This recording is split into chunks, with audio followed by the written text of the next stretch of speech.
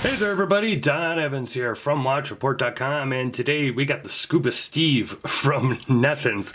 I've been calling it the Scuba Steve. It's the Scuba Pro 500. But if you've ever seen the movie Big Daddy, I just Scuba Steve.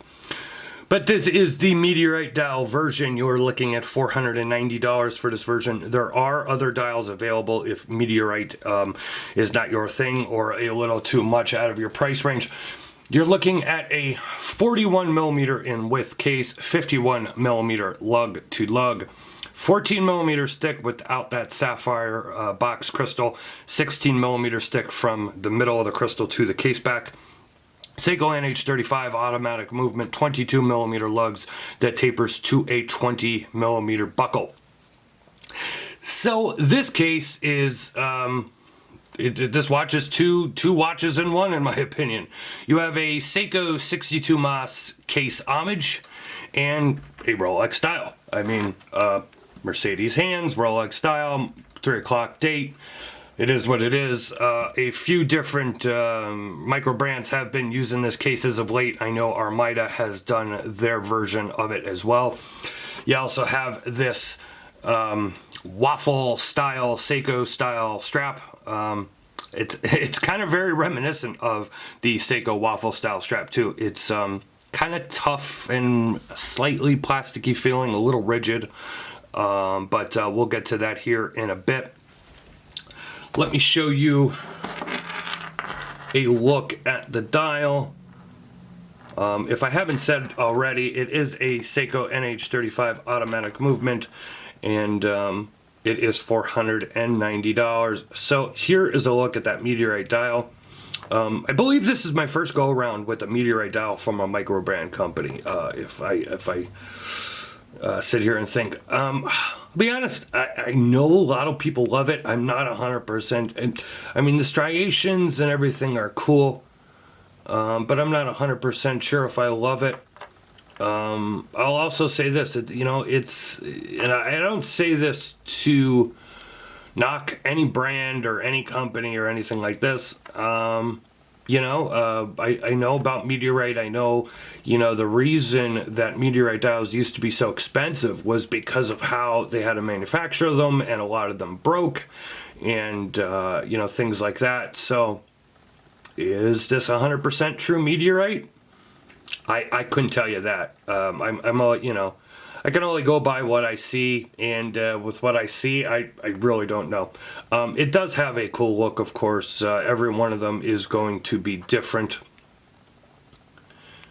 You do have a ceramic bezel insert, your completely useless helium release valve, as you could see. The top part of the case is brushed, and then you do have your polished sides.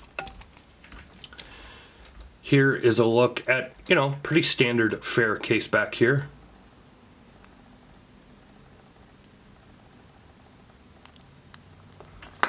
Bezel action is very nice here. Easy to grip.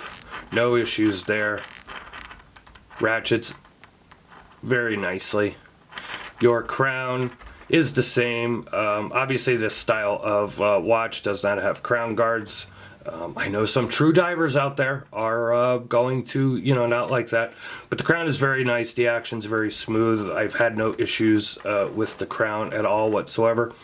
And you know, I've said this before, you know, yes, they do call it a dive watch, but they're not claiming that it's an ISO rated dive watch or anything like that. And most likely the people that are buying this are not going to take diving anyway. Here's a look at that strap. Like I said, it's very thick. It's not your nice soft molded natural rubber, in my opinion. It kind of is a stiff strap, and it's stiff but gummy at the same time. I don't know if that makes any sense at all whatsoever. I will show it to you on my wrist here in a minute, but not my favorite when it comes to rubber straps, that is for sure. Go ahead here, I will put it on the wrist. You could look at my backdrop there for a minute.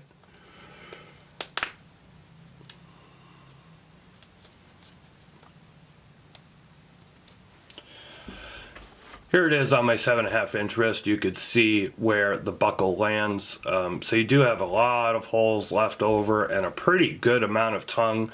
So I easily should fit an 8-inch wrist out of the box, if not a touch more. So at least the strap is nice and long out of the box.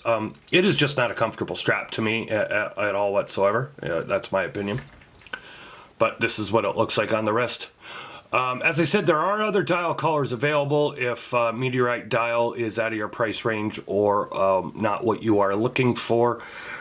Comfort-wise on the wrist, I like the kind of case design that it's only 41 millimeters wide, 42 millimeter bezel, but it has that 51 millimeter lug to lug. It's an interesting style. As I said, it is a Seiko 62 mas Homage. So by no means am I saying that Nethuns or anybody else did this case design. But it is an interesting look. I personally wish that they didn't go with the Rolex dial, the Rolex hands and markers. It's just a weird combination to me that you have the Seiko Homage case and then you went with the Rolex dial. I think, you know, I've said this before, Mercedes hands and dials are widely overused. If it's a Rolex style Homage, I at least get it. But when you're doing another type of case and then you're using the Rolex hands and dial, it just doesn't make sense to me. And to me, it tarnishes the watch a little bit because I think if you went with a different type of dial and handset, I don't know. I think it just would have less negative remarks about it, at least in my personal opinion. You may go another way with that. But if you want to see more, click the eye in the upper right hand part of the screen or in the description below. It'll take you over to watchreport.com for a lot more pictures, thoughts, and comments on this watch. Leave a like or a comment here on YouTube. Hit that notification bell twice so you'll always be notified of every video and review we upload. Follow us on social media. We're on Facebook, Twitter, and Instagram, and I will leave a loom shot here at the end of the video. This has been Don Evans for WatchReport.com with the Nethuns Scuba Pro, or Scuba Steve as I like to call it. I'll check you guys out on the next video.